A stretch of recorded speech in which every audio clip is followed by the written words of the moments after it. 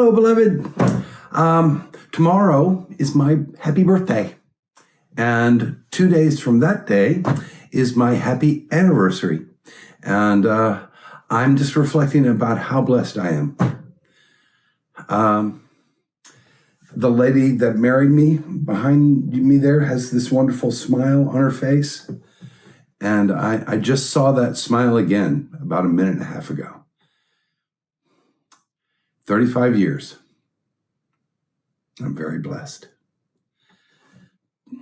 I'm also blessed to have 2 children who are gifted in very many ways. And I'm going out to dinner with my daughter tomorrow. And today I went over to my son's house and he made me this. It's this lovely journal. I want to talk about that in a minute. But I've been thinking a lot about birthdays, and I wasn't really looking forward to this one, but the more I think about it, the more blessed I am to be here right now, to be talking to you, and to have people in my life that care about me and love me. And I love to laugh, and one of the things that always makes me laugh is Dana Carvey's church lady. You know, you remember her. Isn't that special? From Saturday Night Live. From Saturday Night Live, exactly. That lady is exactly what we don't want to be as Christians, right? Arrogant, rude, know-it-all, holier than thou, all of that's just, ugh. And the thing is that there's a little bit of church lady in all of us. I know there's certainly a little bit of church lady in me if I let it out. Judgmental, thinking I'm right all the time. You know, there's a lot of that going around lately. Now, I got thinking about this lovely journal that Dylan made me put it together. He says this wonderful gift of just looking at things and saying, I can do that, and then going and doing it. And my wife has some of that in her too. But I think about this, and I think about this is one of the first things that he's done. And when he does the 100th one, it'll be even better. Not more precious, but more skillfully done, more elegantly done, more easily done, done with more surety, more care, more just everything about it.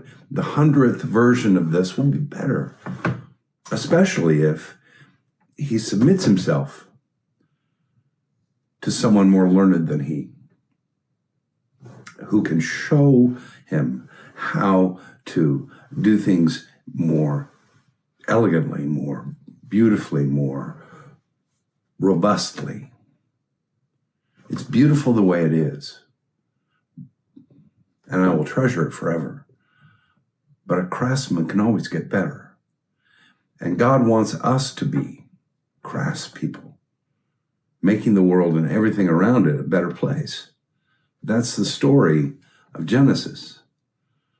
God says, all right, I've created this world and all of it in it. And what I want you to do with it is to take care of it and to keep the creation going and to bring out everything that is good and noble and beautiful and true and right about it. Make it better than you see it now. Let me show you how. And humanity goes, nah, I got it from here, God. Don't worry about it. Which we do a lot. We want to go our own way. We want to think our own thoughts and have our own truth. But our own truth, unmitigated by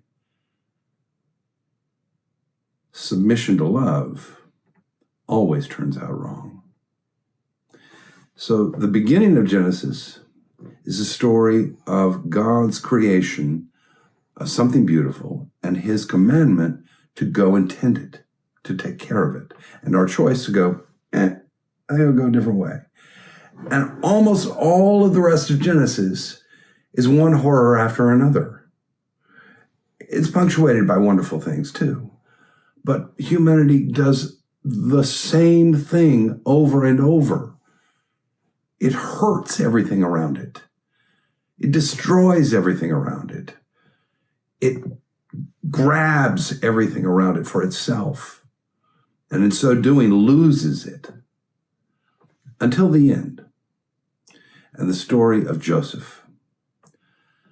Joseph is a young man, 17 years old, and his brothers don't like his loud mouth, and they decide to get rid of him. They throw him down a well, and then they sell him into slavery. Now, no one would have a more right to be angry than Joseph. No one would have more right to say, you know what, this world has treated me poorly, I'm going to go get mine. But he doesn't. He stays honest. He stays true. He submits to God. And good things begin to happen. And he gradually rises to power, second only to Pharaoh himself. He is tending the garden at that point because he's telling Pharaoh, look, we're going to have 7 years of really good times. But then we're going to have 7 years of really bad times. We need to prepare for the future, something we seem to have a lot of difficulty with. Thinking ahead, planning for something better, planning to take care of people when things don't go well. And Joseph does that. And sure enough, the entire world is plunged in this drought and people are beginning to starve. And his brothers, not knowing that he is now second in charge of the greatest power on earth, come to Egypt because they want grain, because they, the Egyptians, have saved grain because of Joseph. And they come to him, and Joseph sees them and recognizes them. He has power. He can turn them away. He can have them killed outright. And what he does is forgive them. And that's how Genesis ends, with forgiveness. And if we're going to tend the garden well, we're going to have to forgive those around us. We're going to have to look at them and say, you are more than just a human. You are a person with the same right as I do to life, liberty, and the pursuit of happiness.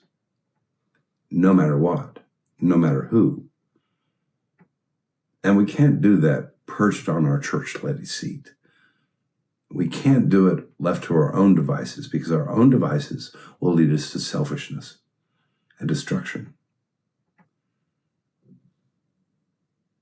But if we listen to the master craftsman, and we love him, and we love those around us, that is when the world will be a better place. Go and make it so, beloved. God bless.